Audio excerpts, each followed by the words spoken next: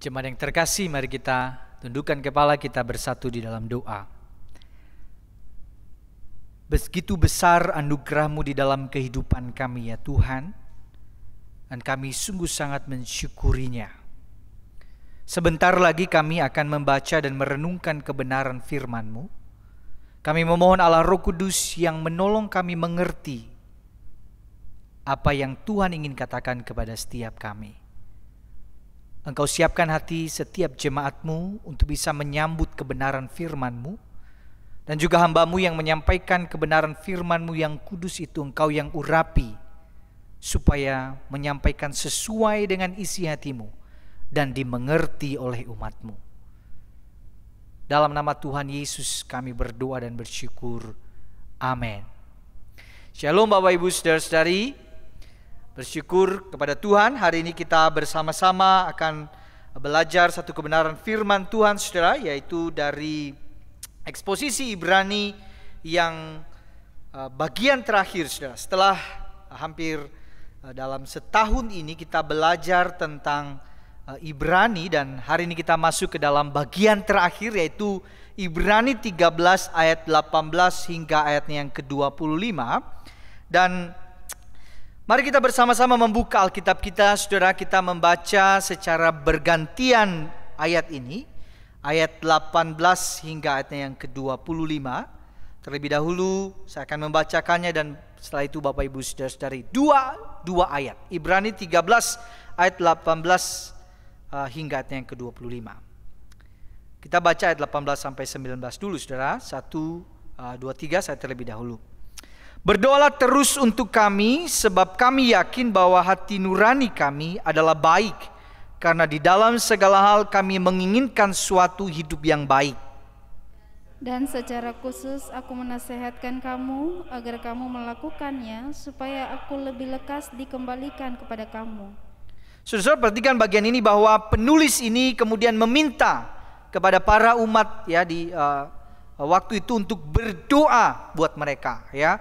Secara khusus dia mendesak untuk terus mendoakan mereka. Lalu di bagian ke-20 ini, saudara, dia yang menyampaikan doa dan berkat untuk para umat di sana. Kita baca bergantian lagi ya. Maka Allah damai sejahtera yang oleh darah perjanjian yang kekal telah membawa kembali dari antara orang mati Gembala agung segala domba, yaitu Yesus Tuhan kita. Kiranya memperlengkapi kamu dengan segala yang baik untuk melakukan kehendak-Nya dan mengerjakan di dalam kita apa yang berkenan kepadanya oleh Yesus Kristus. Bagi Dialah kemuliaan sampai selama-lamanya. Amin.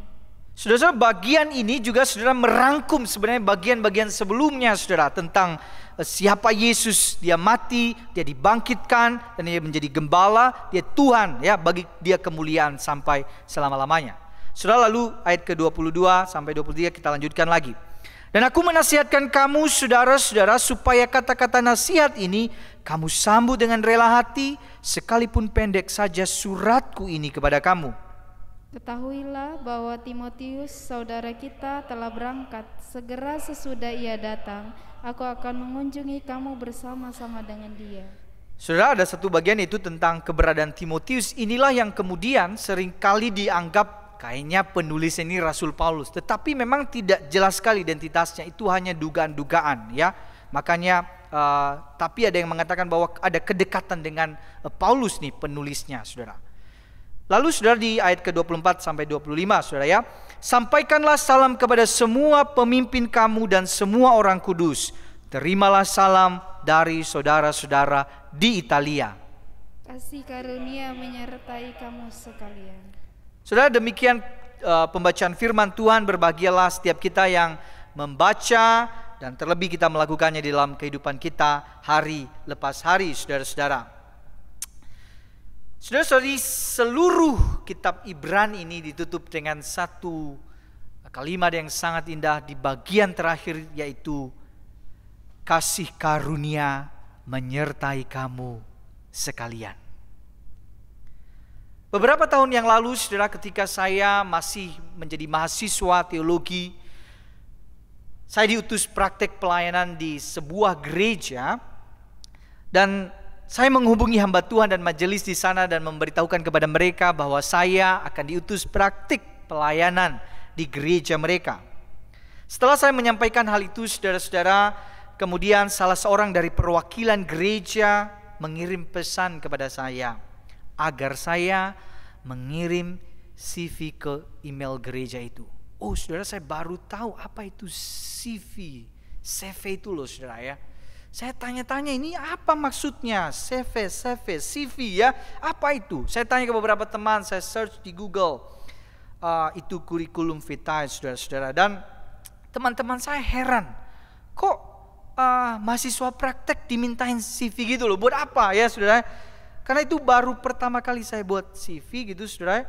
Dan kemudian saya tahu isinya apa ya, bicara yang umum tentang nama, pengalaman, latar belakang pendidikan, ada prestasi, pencapaian akademis dan sebagainya. Saudara-saudara, seorang teman berkata, itu tulis aja hal-hal baik tentang dirimu. Saudara, lalu saya mulai memikirkan menulis apa ya saudara. Saat itu saya waktu mulai tulis, saudara, saya itu mulai merasa ada rasa pengen sombong. Saudara, apa yang mau saya tulis ya? Pencapaian apa yang sudah saya dapatkan.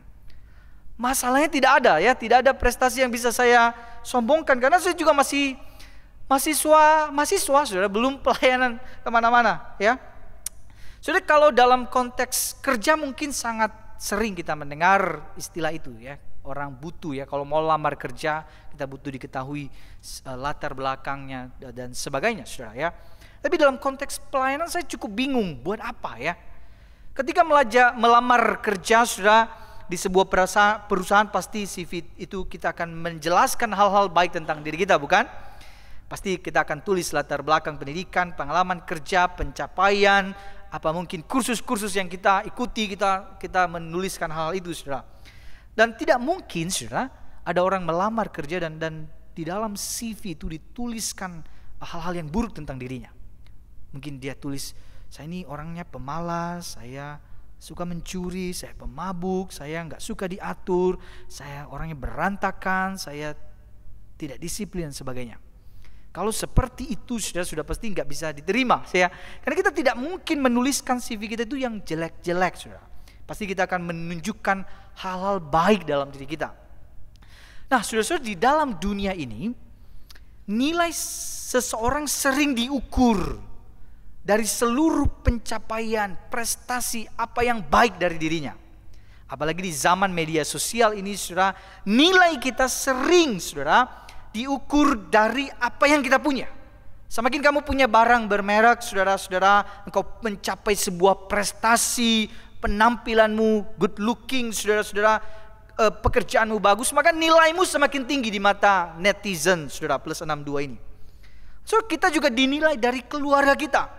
Kita dinilai dari anak-anak kita, anak-anak muda, sekolah di mana, dia sudah prestasi-prestasinya apa dan sebagainya. Kita dinilai dari harta kita, kita dinilai dari rumah kita, mobil kita, kekayaan kita, saudara-saudara.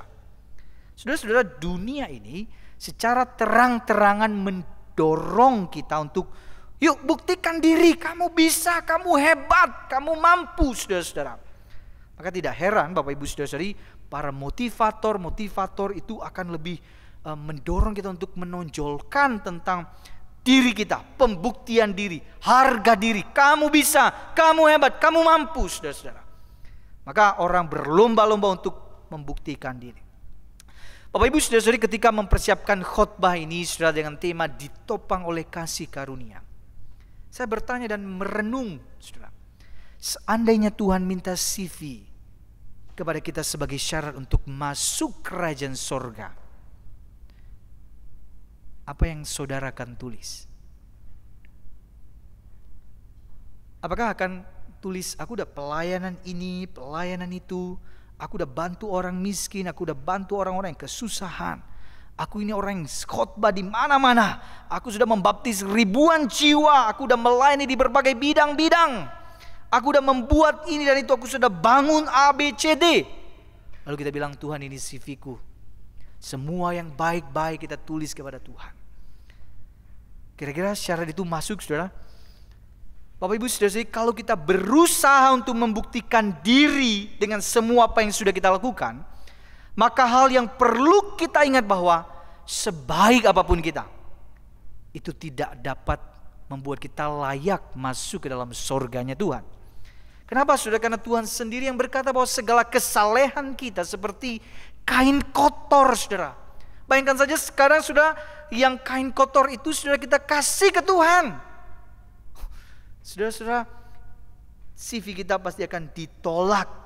Meskipun pencapaian kita, kontribusi kita begitu sangat banyak sekali, tapi itu tidak bisa menjadi syarat untuk masuk ke dalam surganya. Sudah hal yang harus kita ingat bahwa hal yang membuat saya dan saudara dapat diterima di dalam kerajaan surga cuma satu, saudara. Kasih karunia. Kasih karunia. Coba bayangkan sudah kalau saat melamar kerja di dalam CV kita menuliskan kelemahan kita, kita memamerkan kekurangan kita, maka sudah pasti kita tidak akan diterima. Tetapi Anda tahu bahwa Tuhan menerima kita bukan karena CV kita, baik kita, perbuatan baik yang kita lakukan, bukan itu, saudara.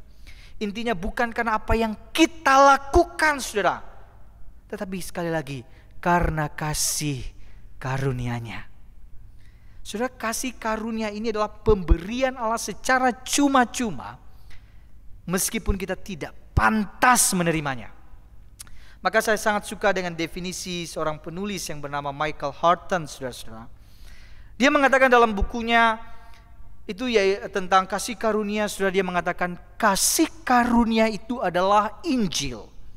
Jadi kalau kita tidak paham siapa melakukan apa di dalam keselamatan kita, berarti kita sudah membuat Injil tidak jelas. Saudara, kasih karunia itu menjelaskan siapa kita, siapa Allah kita, dan apa yang Allah lakukan untuk keselamatan kita. Dan artinya saudara, waktu kita melihat itu, saudara, kita akan disadarkan, aku gak ngelakuin apa-apa untuk keselamatan saya. Tuhan yang melakukannya secara full, Dia yang menyelamatkan saya. Dan itulah kasih karunia. Saudara-saudara, menarik sekali bahwa cara pandang ini harusnya terus kita bawa di dalam perjalanan kita mengikut Tuhan. Saudara-saudara, saya memakai istilah yang digunakan oleh Philip Yancey, yaitu sebagai lensa. Maka nanti di dalam poin-poin khotbah saya akan menggunakan kata lensa itu. Jadi saudara, kasih karunia itu harus menjadi lensa, saudara, yang kita gunakan di dalam melihat segala sesuatu. Kasih karunia itu harus menjadi lensa. Maka ada 3 alasan. Saudara, 3 alasan mengapa kita perlu melihat segala sesuatu dengan lensa kasih karunia. Ya, saudara, yang pertama, lensa kasih karunia menyadarkan tentang ketidaklayakan kita. Jadi kalau kita pakai lensa kasih karunia itu, saudara, kita akan selalu melihat sebenarnya kita ini gak layak, ya, saudara. Kita ini bukan siapa-siapa. Ya, orang yang dapat memahami kasih karunia adalah orang yang terlebih dahulu memahami bahwa dirinya bukan siapa-siapa dan tidak dapat berbuat apa-apa tanpa Tuhan. Bukan siapa-siapa, gak bisa ngapa-ngapain tanpa Tuhan. Itu dulu, saudara, kita baru ngerti apa itu kasih karunia. Sepanjang kita membaca, saudara, di dalam surat Ibrani ini, saudara, kita diajarkan tentang siapa Yesus, apa yang Dia lakukan untuk kita, saudara, apa yang Dia lakukan untuk keselamatan kita. Dia rela mati buat kita supaya kita diselamatkan. Kita ini gak bisa menghadap Allah, saudara. Kita tidak bisa untuk beribadah tanpa Kristus. Kalau Yesus gak berkorban, saudara, kalau darahnya tidak dicurahkan, maka kita tidak bisa beribadah sebebas ini mengakses kepada Bapa, saudara-saudara. Maka saudara, kalau kita bisa ibadah hari ini, saudara, lensa kasih karunia akan mengatakan kepada kita, ini kasih karunia Allah. Saudara bisa menghadap Allah secara bebas seperti ini karena anugerah Allah, kasih karunia Allah. Dengan demikian, saudara, kalau kita pakai lensa kasih karunia ini, saudara, maka kita itu sebenarnya tidak perlu sibuk membuktikan diri di hadapan Tuhan atau di hadapan orang lain. Apalagi di hadapan orang lain, saudara, tidak ngapain. Kenapa, saudara? Karena penerimaannya itu karena kasih karunia. Tuhan terima kita karena anugerah, murni karena kasih karunia-Nya, bukan karena hebat kita. Dia menerima kita sudah dalam segala ketidaksempurnaan kita dan ketidaklayakan kita dan kekurangan kita. Lensa kasih karunia ini, saudara, menempatkan Allah sebagai pusatnya. Bukan lagi diri kita, bukan lagi kepentingan diri kita, bukan keegoisan diri kita. Pusatnya Allah, Allah yang dimuliakan dalam hidup saya, Allah yang ditinggikan dalam hidup saya. Itu terus menjadi pusatnya. Sudah, dengan lensa kasih karunia, saudara, kalau kita selalu melihat segala sesuatu dengan lensa kasih karunia, maka kita itu bisa nilai diri kita sebenarnya. Sebenarnya kita menaruh harga diri kita itu pada apa? Saudara, jangan-jangan selama ini kita menaruh harga diri pada pekerjaan kita, saudara.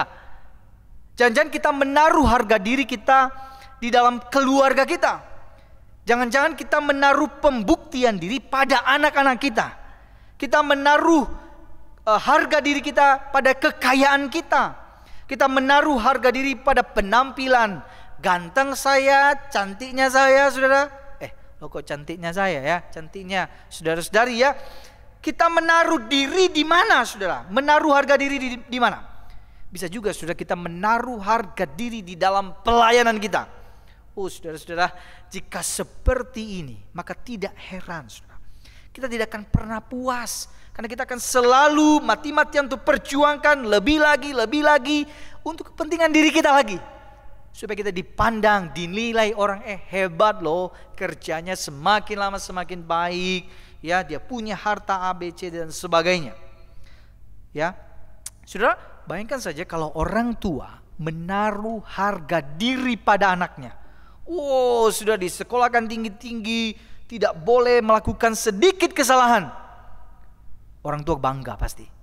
Tapi bayangkan saudara, kalau anak itu suatu saat dia jadi anak kurang ajar, dia jadi anak yang bandel, dia mengecewakan orang tuanya. Saudara, betapa kecewanya menjadi orang tua, saudara. Kenapa, saudara? Karena kita sudah menempatkan pada yang fana harga diri itu. Kita begitu mudah untuk kecewa.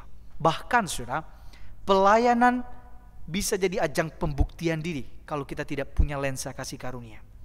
Kita sudah melayani sih, rohani memang, tapi kita pengen diakui, diterima, diberi nilai. Hebat orang ini, bagus orang ini. Saudara-saudara, ngeri sekali kalau pelayanan itu dijadikan sebagai ajang pembuktian diri. Maka tidak heran banyak pelayan Tuhan saling sikut menyikut, saling menggosipkan, saudara. Kenapa? Semua lagi cari pengakuan di dalam hal-hal yang kayaknya sifatnya rohani. Setiap kita bisa jatuh di dalam hal ini. Setiap kita bisa keliru di dalam cara berpikir seperti ini. Kalau kita nggak pakai lensa kasih karunia ini, saudara. Kalau kita cuma pakai lensa keegoisan dan kepentingan diri kita sendiri, begitu mudahnya jatuh di dalam dosa. Saudara-saudara, lensa kasih karunia menyadarkan bahwa kita ini bukan siapa-siapa dan tidak dapat berbuat apa-apa tanpa Tuhan. Saudara-saudara, ada 3 orang yang diminta berenang, saudara. Orang pertama gak bisa berenang. Orang kedua bisa berenang tapi biasa-biasa saja. Orang ketiga seorang atlet renang. Lalu ketiga orang ini, saudara, disuruh untuk berenang dari Jakarta menuju Papua lewat laut, saudara. Berenang di laut. Jaraknya tahu berapa, saudara? Ada 3.400 kilometer. Saudara-saudara, bayangkan apa yang terjadi, saudara. Jarak yang panjang itu lalu disuruh untuk berenang ya. Ketika orang satu berenang, apa yang terjadi, saudara? Baru nyebur, tolong ya. Gak ada yang tolong juga ya, jadi mati ujung-ujungnya ya. Gak bisa berenang soalnya. Lalu orang kedua, ini bisa berenang ya, tapi biasa saja. Wah, saudara-saudara, dia berenang ya, tapi dia juga mungkin tidak terlalu tahu gimana caranya, pemanasan dan sebagainya. Wah, saudara, orang kedua ini 10 meter, 20 meter, 30 meter, 50 meter, saudara. Dia lelah. Dia juga mati juga, saudara. Nah, kemudian orang ketiga ya, ini atlet hebat, ini udah biasa berenang, juara dunia, tapi menuju Papua lewat laut berenang. Pemanasan dulu, saudara ya. Lalu kemudian dia berenang. 1 kilometer, tahan, bisa sudah. 2 kilometer, 3 kilometer, sampai berapa kilometer? Paling lama mungkin 10 kilometer. Capek juga, tenggelam dan mati. Sudah, itu gambaran manusia yang tidak dapat menyelamatkan diri, menyeberangkan diri ke surganya Tuhan. Kita tidak bisa melakukannya, sehebat apapun kita. Oleh karena itu kita butuh kasih karunia Allah, saudara-saudara. Kita butuh anugerah Allah. Dan Anda tahu, saudara-saudara, salib Kristus itu adalah kasih karunia. Injil itu adalah kasih karunia. Karena melalui salib Kristus itu kemudian menjembatani, mendamaikan, saudara, Allah dengan manusia. Sehingga bisa menuju ke sana. Dan itu bisa dilakukan oleh apa? Oleh Allah sendiri, karena kasih karunia-Nya. Kita tidak bisa menyelamatkan diri kita sendiri. Saudara-saudara, lensa kasih karunia ini terus pakai, saudara. Jangan cuma hanya di gini. Ada orang-orang pakai kacamata itu cuma ditaruh di kepala gini, saudara ya. Nah, sekarang mulai pakai. Jangan hanya ada di pikiran kita. Kita tahu kasih karunia, tapi menjadi perspektif kita. Kita melihat apa saja dalam cara pandang kasih karunia. Saudara-saudara, waktu kita melayani pakai lensa kasih karunia, itu anugerah Tuhan buat orang yang bisa melayani. Saudara, maka kita tidak mudah kecewa atau putus asa sebenarnya dalam pelayanan ketika kita tahu semuanya karena kasih karunia. Ketika ada kesalahan kecil, kita juga tidak mudah menghakimi orang, saudara. Dan ketika ada keberhasilan, kita juga tidak menyombongkan diri. Kenapa? Kasih karunia, saudara. Maka lihatlah segala sesuatu dari lensa kasih karunia. Lihat kerjaan kita, itu kasih karunia, makanya sungguh-sungguh bekerja. Lihat suami, lihat istri, lihat anak, itu kasih karunia Allah yang Tuhan berikan. Maka cintailah. Lihat segala sesuatu, apapun itu kasih karunia Allah. Saudara, kalau kita tidak melihat segala sesuatu dari lensa kasih karunia, maka yang muncul itu adalah mengeluh lagi, dan mengeluh lagi. Maka perlu dengan lensa kasih karunia supaya kita selalu bersyukur setiap hari, saudara-saudara. Saudara, yang kedua, lensa kasih karunia memberikan hati yang mau dibentuk kepada kita. Di ayat 17, saudara, ada hal yang menarik bahwa penulis itu menyuruh, meminta untuk taat kepada para pemimpin yang juga takut akan Tuhan. Termasuk meminta mereka untuk mendoakannya. Nah, saudara-saudara, ingatlah bahwa untuk melakukan ini tuh butuh kasih karunia, saudara. Ya, mengapa? Karena menjadi orang taat itu nggak gampang, saudara. Untuk menjadi orang yang tunduk, mengasihi orang, mendoakan orang, apalagi kalau orang itu menjengkelkan, saudara, kita nggak mudah untuk melakukannya, saudara ya. Itu nggak gampang. Kenapa? Karena pada dasarnya kita ini kan orang suka memberontak, saudara. Kita ini nggak suka diatur, kita ini nggak suka disuruh-suruh, saudara.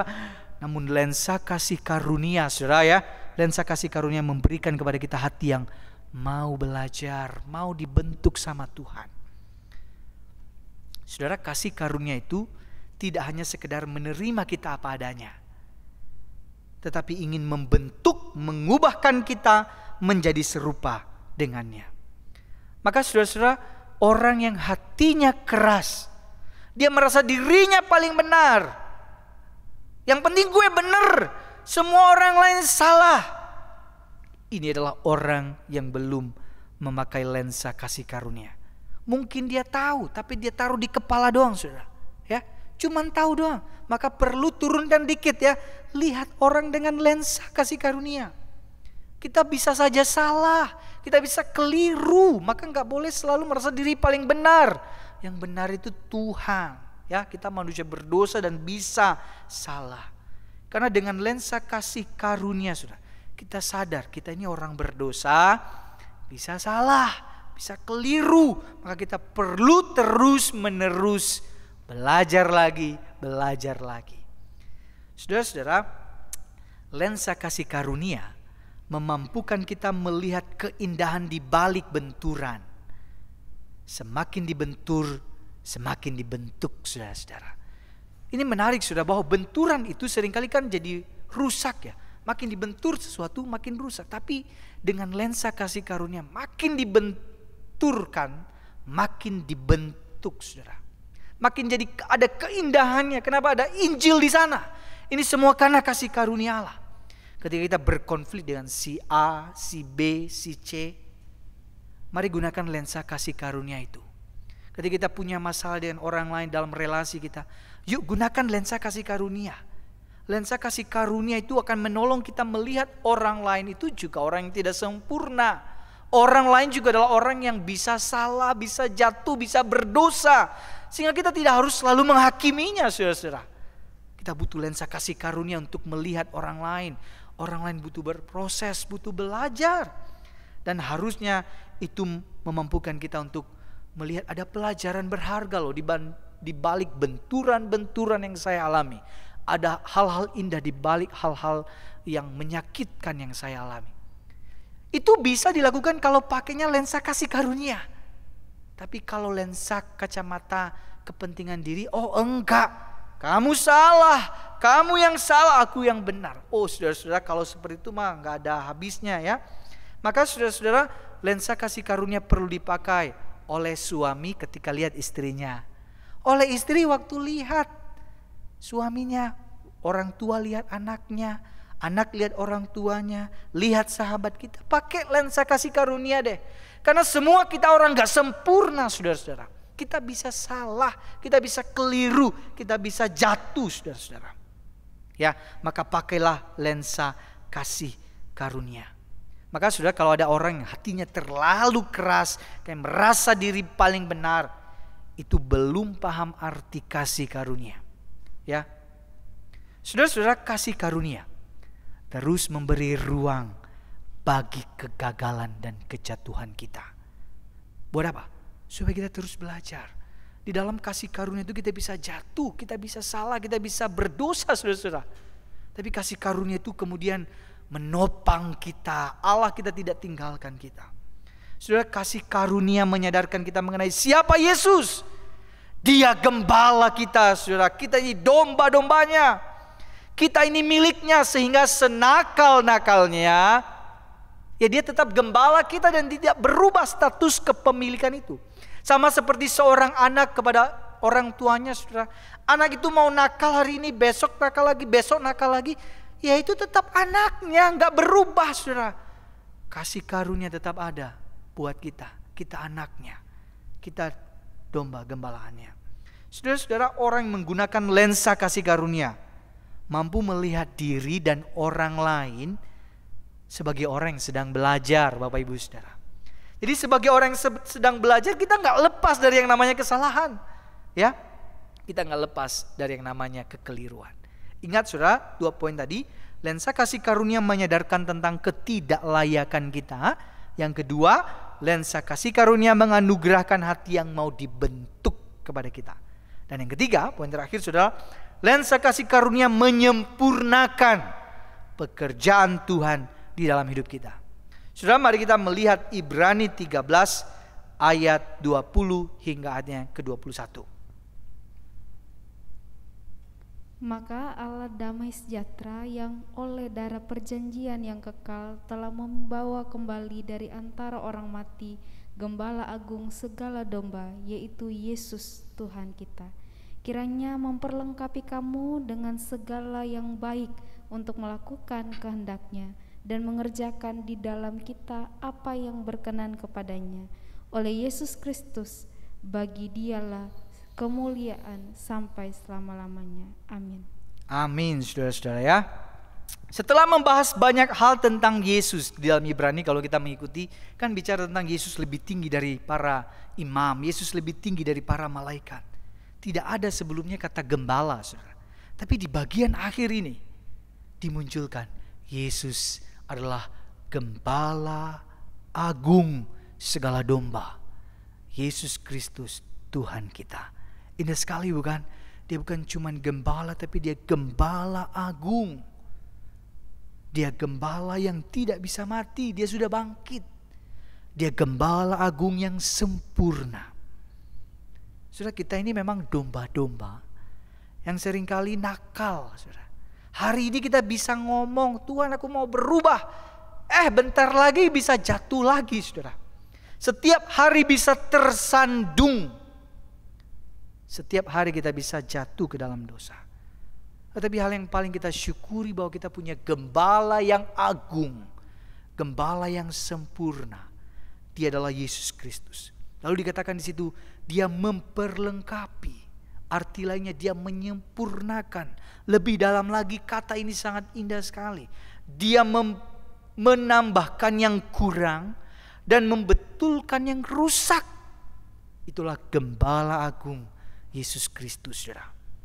Saudara-saudara, ketika rasanya kita mulai letih waktu ikut Tuhan, ketika rasanya pengen putus asa, saudara-saudara, waktu kita ikut Tuhan, apalagi ketika kita seringkali gagal dan jatuh waktu ikut Tuhan, inilah titik yang menyadarkan bahwa kita memang bukan manusia sempurna, saudara.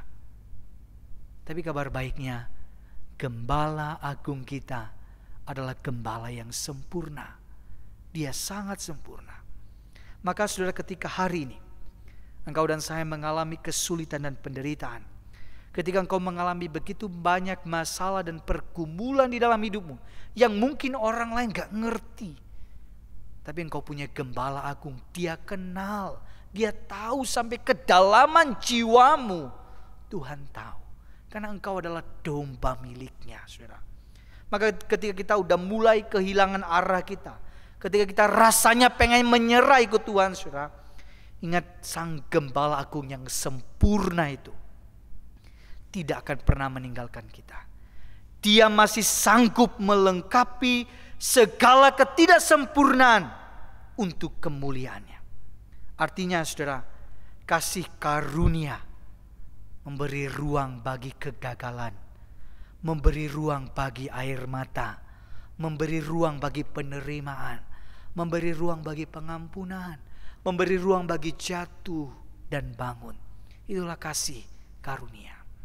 Saudara, Kyle Edelman dalam bukunya tentang kasih karunia yang sangat besar berkata seperti ini: tidak peduli apa yang pernah Anda lakukan, tidak peduli apa yang pernah dilakukan terhadap Anda secara pribadi akan mengalami bahwa kasih karunia memang jauh lebih besar dari semuanya itu. Kemudian yang melanjutkan kalimatnya seperti ini, saudara. Kasih karunia cukup kuat untuk menghapus rasa bersalah Anda. Kasih karunia cukup besar untuk menutupi rasa malu Anda. Kasih karunia cukup nyata untuk memulihkan relasi Anda. Kasih karunia cukup kuat untuk menopang ketika Anda lemah. Kasih karunia cukup manis untuk menghilangkan kepahitan Anda. Kasih karunia cukup memuaskan untuk menghadapi kekecewaan Anda. Dan kasih karunia cukup indah untuk menebus kehancuran Anda. Saudara-saudara, setiap kita butuh kasih karunia. Dan kita melihat dengan lensa kasih karunia. Kita selalu disadarkan kita ini gak layak. Kita ini bukan siapa-siapa tanpa Tuhan. Dan dengan lensa kasih karunia pula, kita mau menyerahkan hati kita untuk mau dibentuk oleh Tuhan. Dan dengan lensa kasih karunia, saudara, kita mau disempurnakan oleh Tuhan untuk kemuliaannya. Kiranya kasih karunia menyertai saya dan saudara-saudari sekalian. Mari kita tundukkan kepala, saudara, kita bersatu di dalam doa. Kami bersyukur untuk kasih karunia yang sudah Engkau nyatakan dalam diri kami, Tuhan. Kami bersyukur untuk kasih karunia yang sudah Engkau berikan melalui anak-Mu Yesus Kristus. Tidak ada yang dapat kami lakukan untuk membalas kasih karunia yang sangat besar itu. Dan biarlah hidup kami memancarkan kasih karunia itu. Kau sertai setiap jemaat-Mu di dalam melakukan, mempraktekkan firman-Mu. Demi Yesus Kristus, kami berdoa dan bersyukur. Amin.